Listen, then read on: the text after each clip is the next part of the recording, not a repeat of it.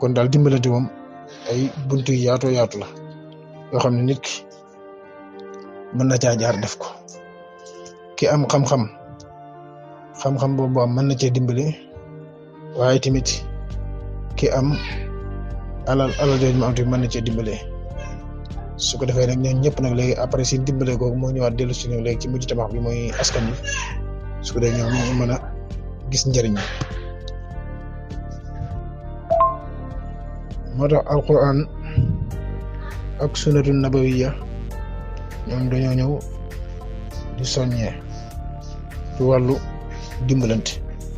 ñu tëral ay asasiya qawiya